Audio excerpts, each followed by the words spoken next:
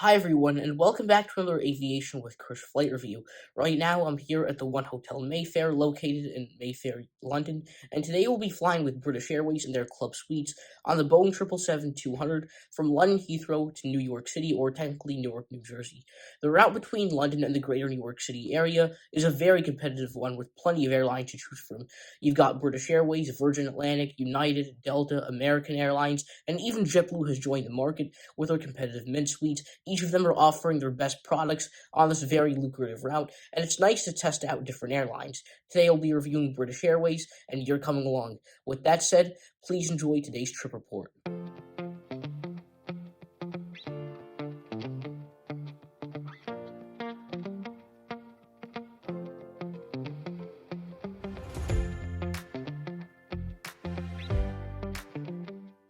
Today's journey starts where so many other BA flights do, London's Heathrow Airport, Terminal 5, the home of British Airways.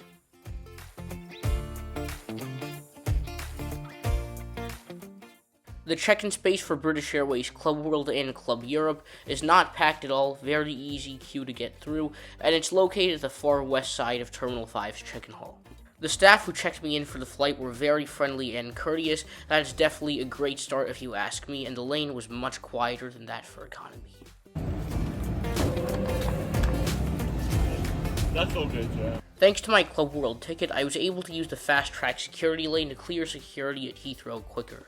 I actually have access to 3 lounges today: the Galleries Lounge North, the Galleries Club Lounge South, and the Galleries Club Lounge in the B gates. According to the board today, the Galleries Lounge South and the Galleries Lounge in the B gates are the least packed, so we'll head over there. I wish more airlines had boards in airports displaying information about lounge occupancy, as it's quite useful.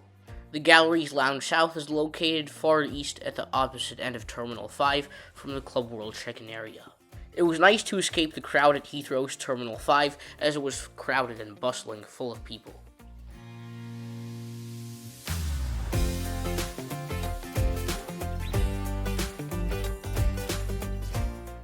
Found near the entrance is this interesting horse sculpture, as well as a model of a British Airways Airbus A380, which truly looks magnificent.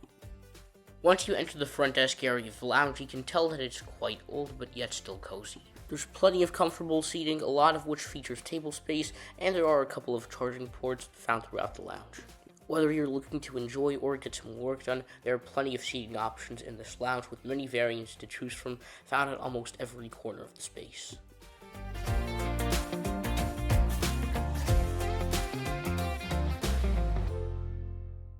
Found at various corners of the lounge are self-serve food and beverage stations offering alcoholic and non-alcoholic beverages, as well as stations for Union coffee and Twinings tea. Unfortunately, there is no a la carte dining in the lounge, however there is a central buffet. There is a lovely selection indeed of food and drink available at the buffet, including the makings for a fresh salad. There's a somewhat lovely selection indeed of hot options available at the buffet. While some of them looked pretty appetizing, it was definitely not the best selection I've seen from an airport lounge. As it was around lunchtime, there was also a selection of afternoon tea delicacies. There's a stunning self-serve bar located in the lounge, and it's kind of like this wine table where you can grab wine and champagnes and pour them for yourself. Hanging above the bar table is a stunning chandelier. You'll also find a selection of cocktail fixings, spirits, and whiskey. As far as amenities, the lounge has quite a few offerings, including this kids' play area. There are also spacious bathrooms stocked with Elma's skincare products and even shower suites. Overall, I was somewhat impressed with the Galleries Lounge in the south at London's Heathrow Airport. However, it's definitely not the most modern lounge I've been to, and if they can make it a bit more modern or elevate some of the offerings, then it would truly be a fantastic lounge. As today's flight was departing from the B gate at London's Heathrow Airport Terminal 5, which is where most wide bodies depart from for British Airways, it required a ride on the underground transit. However, I left about an hour early so I could use the B gate's Galleries Lounge. The transits depart almost every 15 minutes.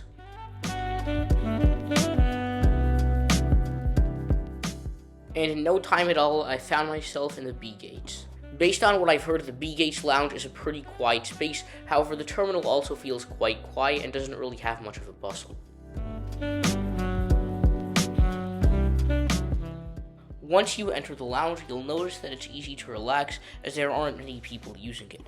There are plenty of seats to enjoy, and finding one shouldn't really be that difficult. There's a self-serve bar right adjacent to the seating area, which makes for a nice touch. It primarily offers wines and champagnes, however.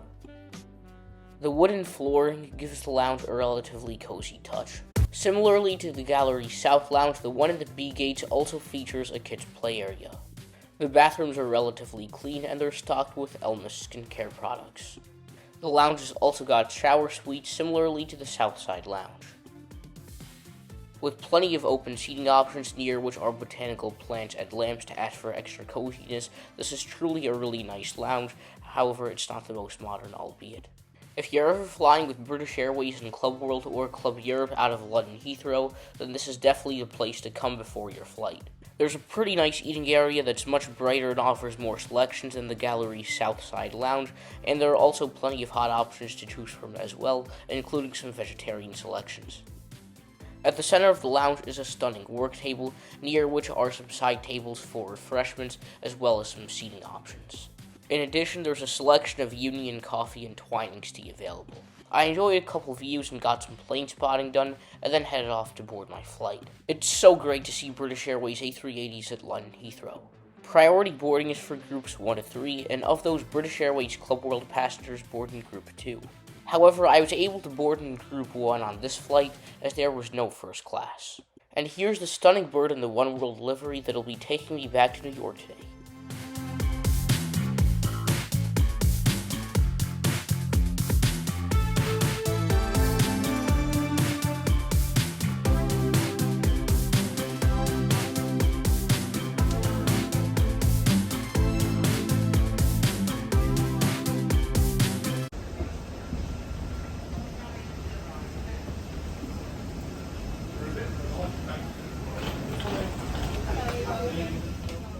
The Club Suites cabin on this aircraft was split into 2 sections, with reverse herringbone seats featuring the optional door arranged in a 1-2-1 configuration. I love the British classically inspired music that was playing upon boarding. The blue mood lighting is stunning, and I'm a huge fan of the black, elegant sports car finishes.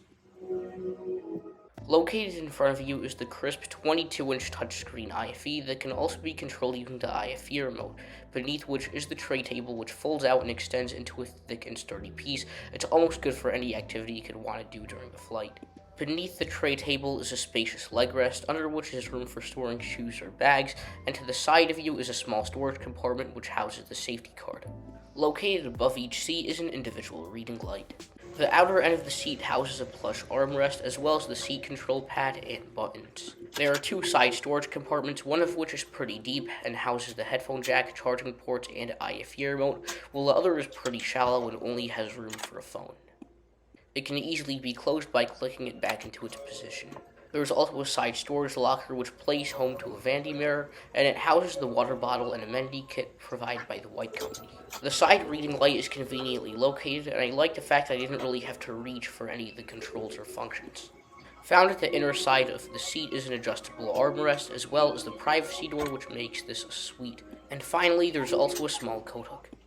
Upon boarding, each club suite is stocked with a bedding, which includes a mattress pad and a blanket provided by the White Company. There is also a super plush British Airways branded pillow. The noise-canceling headphones function well and fit comfortably.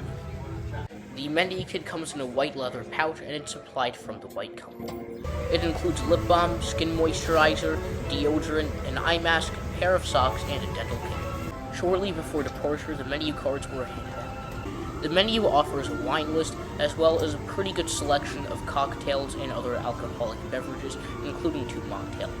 There are also a few soft drinks, coffees, and Twinings tea to choose from. 2 meals would be served on this flight, shortly after departure dinner, and prior to landing in New York, there will be a pre-arrival light meal. My name's Kevin Anderson, I'm your captain today, and it's my pleasure to be operating the flight to Newark.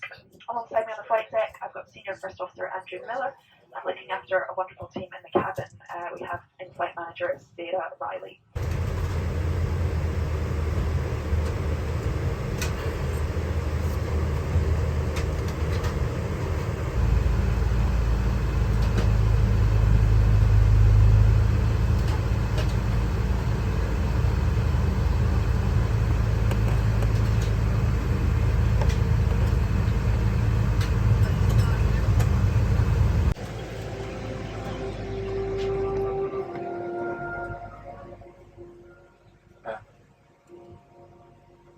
must confess, a sentiment of the most tender nature. Welcome, everyone. We will now demonstrate the safety features of this aircraft, and your attention is essential, as this may be different from any aircraft that you've flown before. Do I smell the winds of war? I see smoke on the horizon. Smoking, including e-cigarettes, vaping, and the use of other smoking devices, is not permitted at any time whilst on board.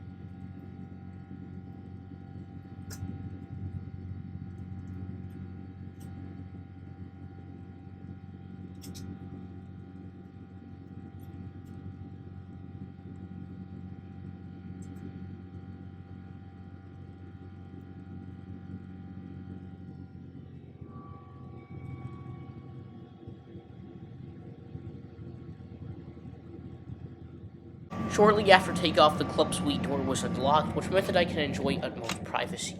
Let's have a look around the Club World lavatory. It's relatively spacious and includes all of the basic essentials for a business class bathroom. There's plenty of counter space, as well as skincare products supplied from the White Company. The British Airways entertainment system offers a pretty decent selection of movies and TV shows across a variety of genres. It can be controlled by using the touchscreen or the IFE remote. In addition to the movies and TV shows, there's also a moving in-flight map, as well as audio options, podcasts, games, and a dedicated slot for kids' entertainment. In addition, you can view new releases as well via the entertainment. While the British Airways entertainment system is overall not really bad, I still prefer the entertainment options of other airlines on this route. Wi-Fi and messaging packages are available for purchase in Club World. You can purchase Wi-Fi for the entire flight. On the 777-200, British Airways opted for a sleek and modern premium economy class cabin with seats arranged in a 242 configuration. Meanwhile, World Traveller, located behind World Traveller Plus, is a 343 configuration. When service commenced, I was offered a beverage of choice along with a packet of snack mix. I opted for the non-alcoholic version of the Johnny Ginger cocktail. How great is this glass? Then the appetizer was served. I opted for the butternut squash and coconut soup, which was served alongside a bread basket and a salad. There's something really good about Indian food on airplanes, as it contains the right amount of spice and flavor, being a perfect example of comfort food. This Shahi Paneer Korma was no exception, served alongside palak and rice. I opted to have the vanilla panna cotta for my dessert, which was delicious. It was served alongside berry comfort and bursted with sweet flavors thanks to the combination of vanilla and blueberry. This was one of the best desserts I've had on a business class flight, and if you see it on the menu, I highly suggest giving it a try.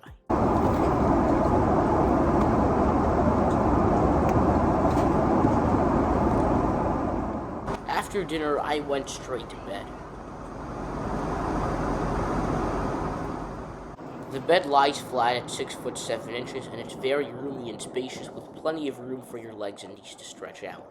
The White Company blanket and mattress topper makes this very plush. After enjoying a bit of a nap, I decided to pay a visit to the club kitchen, which is located in the galley between both club suites cabins. It's stocked with water, soft drinks, juice, as well as sweet and savory snacks. The service is a pretty good spot to stretch your legs, and you can just grab a snack or two and then return to your seat.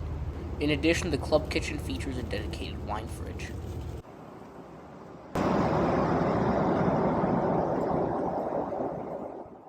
I asked the crew for a cup of chamomile tea, which was then brought to my seat. I spent the rest of the flight trying to relax and simply enjoy myself. Before I knew it, the flight attendants were back in the cabin offering the pre-arrival meal. I chose to have the eggplant and ricotta sandwich, which was served alongside an onion jam, as well as a farro salad and a chocolate muffin. For drinks, I ordered the non-alcoholic version of the cranberry blush cocktail.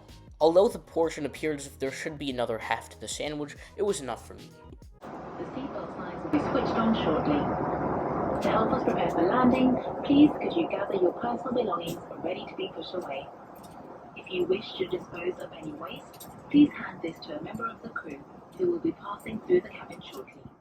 Overall, I really enjoyed my second Club Suite experience with British Airways. The flight was certainly much better than I was expecting it to be, especially the seat, which was really comfortable. The ground experience at LHR was super efficient, with an easy-to-get-through check-in line, as well as having fast-track security. The galleries, club lounges feature plenty of comfortable seating and nice amenities such as showers, as well as a food spread that's lovely enough. However, they could use a bit of an upgrade, as they weren't the most modern lounges I've so far been to.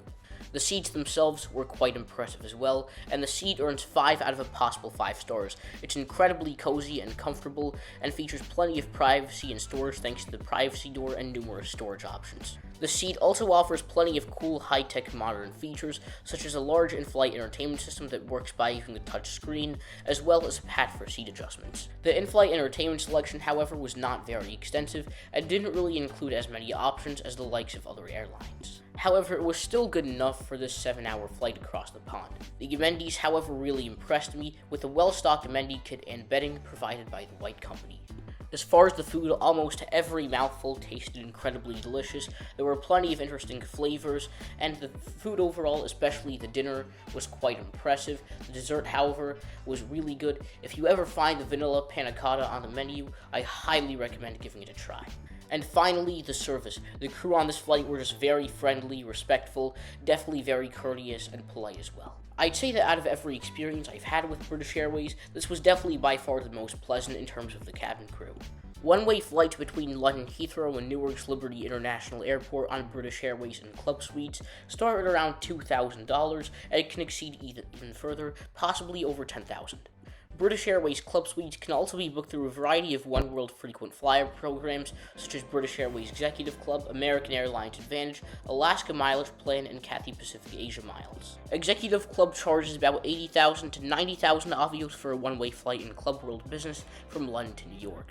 Several credit card points, such as Amex membership rewards, Chase Ultimate rewards, and Capital One miles, transfer to British Airways Executive Club at a 1-to-1 ratio. If you have Citi Thank You rewards, you can easily transfer them to Qatar Airways Privilege Club at a 1-to-1 ratio, and then move them over to British Airways as both airlines use Avios. Meanwhile, you can expect to pay over 90,000 American Advantage miles when flying with British Airways on the same route. At the end of the day, the only thing that's relevant is where you can find the best redemption rate, and wherever you find the best redemption rate is where you should book. As we were making our approach into Newark, we enjoyed some pretty good views of the New York skyline and some of the skyscrapers. It felt great to conclude the flight with these views once again. And before long, it was wheels down at EWR.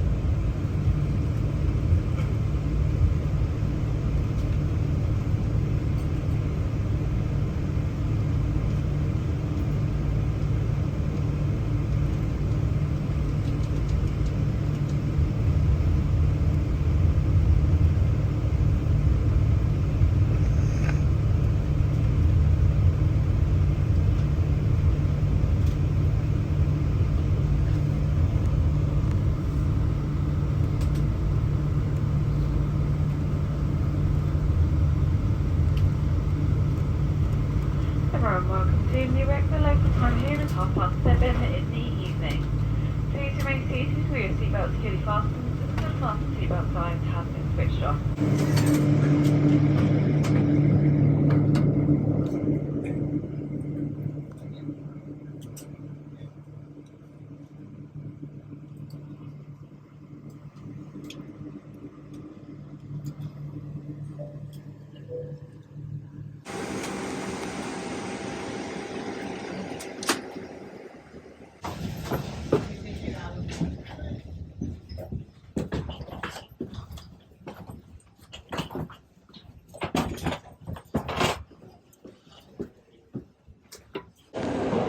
Well, guys, thank you all so much for tuning in. I hope all of you enjoyed today's trip report. We made it to Newark's Terminal B.